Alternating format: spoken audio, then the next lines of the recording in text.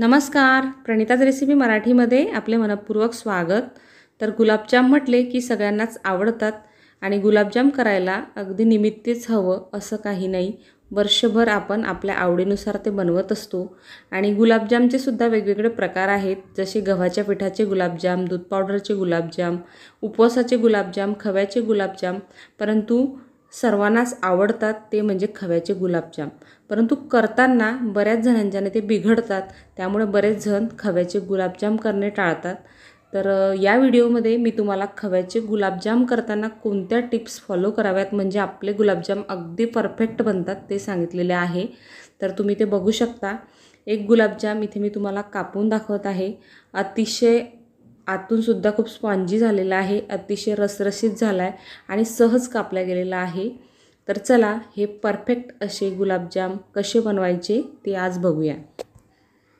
तर हे गुलाबजाम बनवण्यासाठी इथे मी अर्धा किलो फ्रेश खवा घेतलेला आहे। खवा थोडासा गरम वाटतोय अजून पण आणि ताजा असल्यामुळे छान असा हा पातळ आहे आणि रंगसुद्धा थोडासा आपल्याला क्रीमी दिसतो आहे।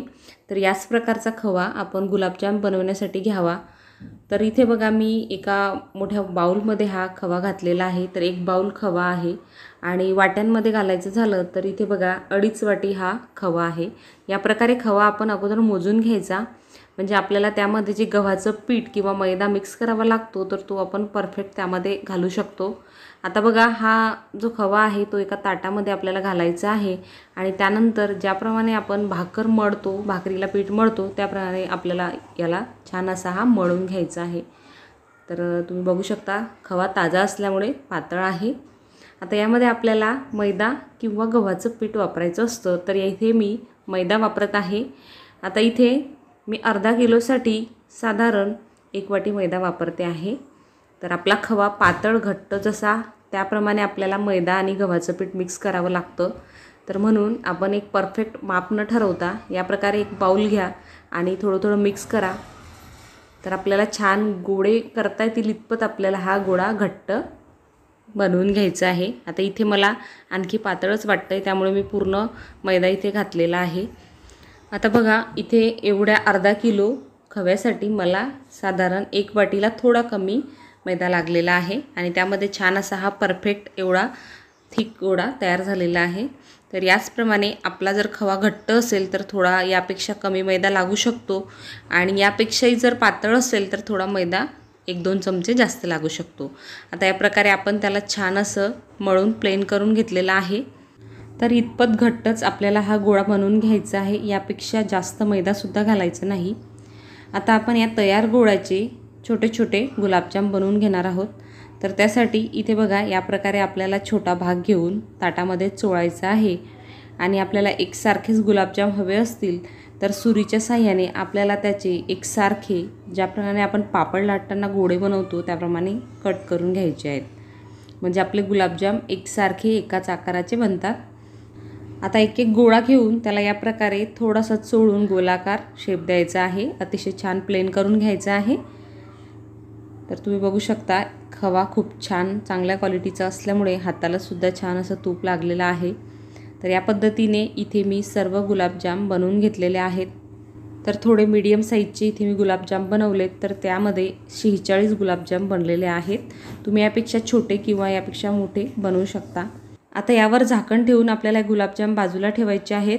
आता आपण पाक बनवूया। त्यासाठी या प्रकारे खोलगट भांडं घ्यायचं आणि आपल्याला जेवढा खवा त्याच्यात 1.5 साखर घ्यायची आहे, म्हणजे इथे मी साधारण 2.25 वाट्या या वाटीने खवा होता, तर इथे मी 3.5 वाट्या साखर वापरत आहे। तर आपल्या गोळीनुसार आपण कमी जास्त साखर घेऊ शकता आणि साधारण 3.5 वाट्यांसाठी आपल्याला थोडंसं कमी, म्हणजे इथे 3 वाटी पाणी मी घालते आहे।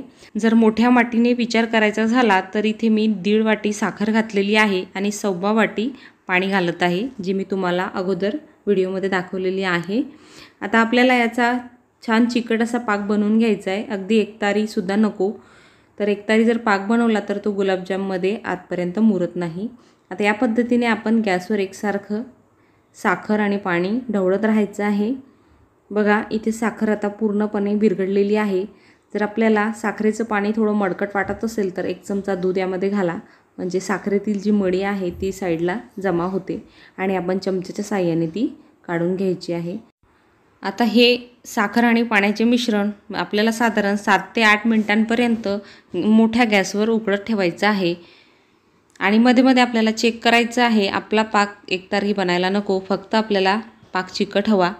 आता यामध्ये थोडीशी वेलची पावडर मी घातलेली आहे, 1 पाव चमचा, छान असा फ्लेवर येण्यासाठी। तुम्ही यामध्ये केसरसुद्धा वापरू शकता। बघा आता आपण चेक करून बघूया।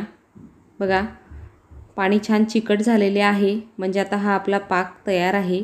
आता आपण इथे गॅस बंद करूया। आता हे गुलाबजाम आपल्याला तळून घ्यायचे आहेत, तर हे तेलात की तुपात तळणार हे आपल्यावर असतं। आता इथे मी एका कढईमध्ये तेल गरम करत ठेवलेलं आहे आणि तेल हलकंसं गरम झालं की त्यामध्ये आपल्याला गुलाबजाम सोडायचे आहेत। तर हे गुलाबजाम तळण्यासाठी शक्यतो खोल बुडाची कढई घ्या, म्हणजे कमी तेलामध्ये कमी तुपामध्ये जास्त गुलाबजाम तळले जातात। आणि पसरट बुडाची जर आपण कढई घेतली तर त्याला तेलसुद्धा खूप लागतं आणि गुलाबजाम चपटे होऊ शकतात। तर या प्रकारे तेलामध्ये छान बुडतील इतपतच आपल्याला तेलसुद्धा या कढईमध्ये घालायचं आहे। आता साधारण आपण 1 ते 1.5 मिनिटानंतर याला पलटवायचं आहे। पलटवताना बिलकुल घाई करायची नाही, नाहीतर हे तुटतात। आता सुरुवातीची जी पहिली बॅच असते गुलाबजामची, तर ती या प्रकारे थोडी कढईला लागून थोडं डाग तिला लागतोच, तर त्याचं टेन्शन घ्यायचं नाही। तर पुढच्या बॅचपासून हे असं होत नाही। आता आपण हे छान 7 ते 8 मिनिटांपर्यंत गुलाबजाम तळून घेतलेत आणि काढून घेतलेले आहेत। आता आपण इथे दुसरी बॅच तळायला घालतो आहे। तर या पद्धतीने जेवढे मावतील तेवढेच गुलाबजाम एका वेळेस घालायचे, जास्तही घालायचे नाही। आता या प्रकारे एक छोटा पोहे खाण्याचा चमचा घ्यायचा आणि त्याने या प्रकारे ते हळूवार पलटवत राहायचे, म्हणजे लवकर मोकळे मोकळे होतात आणि सर्व बाजूंनी तळले जातात। आता या प्रकारे या ताराच्या झाऱ्याच्या मदतीने आपल्याला हलवत हलवत हे गुलाबजाम 7 ते 8 मिनिटांपर्यंत छान असा गोल्डन रंग येईपर्यंत तळून घ्यायचे आहेत। अगदी डार्क रंगावर सुद्धा तळू नका। तर हे कंटिन्युअसली आपल्याला या प्रकारे हलवत राहायचं आहे। हे गॅसची फ्लेम आपल्याला मीडियम टू लोच ठेवायची आहे। जर मोठ्या गॅसवर आपण गुलाबजाम तळायचे म्हटले तर ते लवकर जळतात, वरून जळतात आणि आतमध्ये कच्चे राहतात। त्यामुळे अतिशय शांततापूर्वक हे गुलाबजाम तळावे। आता बघा हे तळून झालेत, बघा किती छान असा गोल्डन ब्राऊन रंग आलेला आहे, अतिशय सुरेख, आणि आपल्याला तुटलेले सुद्धा कुठे दिसत नाही। अतिशय छान असे परफेक्ट हे गुलाबजाम आपले तळून तयार झालेले आहेत। आता याच प्रकारे इथे मी उर्वरित गुलाबजाम तळून घेतलेले आहेत आणि आता हे थोडे गरम असतानाच आपल्याला साखरेच्या पाकात घालायचे आहेत। तर हे गुलाबजाम साखरेच्या पाकात घालताना पाक अतिशय गरम किंवा अतिशय थंड नको, अगदी बोटाला चटका लागेल इतपत हा पाक गरम हवा। आणि यामध्ये आता आपल्याला हे संपूर्ण गुलाबजाम घालायचे आहेत। अगदी तुम्ही तळून लगेच सुद्धा हे गुलाबजाम यामध्ये घालू शकता, म्हणजे आतपर्यंत पाक गुलाबजाममध्ये मुरतो। जर पाक जास्त गरम असेल तर गुलाबजाम तुटण्याची शक्यता असते। आता या पद्धतीने आपल्याला चमच्याने ते हलवून द्यायचे आहेत। तर इथे एक एक करून या प्रकारे मी सर्व गुलाबजाम हळूहळू पाकामध्ये घालत आहे आणि व्यवस्थित असं मिक्स करून घेत आहे। आता हे तयार झालेले गुलाबजाम आपल्याला झाकण ठेवून 8 ते 10 तासासाठी असेच ठेवायचे आहेत, म्हणजे 8-10 तासानंतर यामध्ये पाक छान मुरतो आणि छान रसरशीत गुलाबजाम तयार होतात। तर इथे मी आदल्या दिवशी गुलाबजाम बनवून ठेवलेले होते। आता बघा दुसऱ्या दिवशी तुम्ही बघू शकता इथे पाकाची क्वांटिटीसुद्धा कमी झालेली आहे आणि अतिशय छान रसरशीत गोल्डन ब्राऊन रंगाचे हे गुलाबजाम अतिशय छान शायनिंग करत आहे, तुम्ही बघू शकता। आता हे गुलाबजाम आपले खाण्यासाठी तयार आहे। जर आपण आपल्या घरी बनवत असाल तर ज्या दिवशी आपल्याला गुलाबजाम खायचे असतील त्याच्या आदल्या दिवशी बनवून ठेवायचे, म्हणजे खूप छान परफेक्ट असे हे गुलाबजाम आपल्याला खाण्यासाठी मिळतात। आता इथे बघा मी एका बाउलमध्ये हे गुलाबजाम काढून घेतलेत, तुम्ही बघू शकता छान टप्पोरे, आणि यामध्ये कुठेही खाण्याचा सोडा आपण गुलाबजाममध्ये वापरलेला नाही, तरीसुद्धा खूप छान मोठ्या साईजचे आणि अतिशय छान रसरशीत आपले हे गुलाबजाम तयार झालेले आहेत। रंग अतिशय डार्कही नाही आहे आणि जास्त लाईटही नाही आहे। तर याच पद्धतीने गुलाबजाम तुम्हीसुद्धा आपल्या घरी नक्की ट्राय करा आणि हा टिप्स फॉलो करा, तुमचेसुद्धा गुलाबजाम अजिबात बिघडणार नाही, छान परफेक्ट तयार होतील। बघा सुरीने अगदी सहज गुलाबजाम कापला जात आहे, यावरून लक्षात येतं की गुलाबजाम खूप छान असा स्पॉन्जी आणि सॉफ्ट झालेला आहे, कुठेही कडक झालेलं नाही आणि आतमध्ये सुद्धा तुम्हाला पाक मुरलेला दिसतो आहे। तर असे हे परफेक्ट गुलाबजाम खव्याचे तयार झालेले आहेत।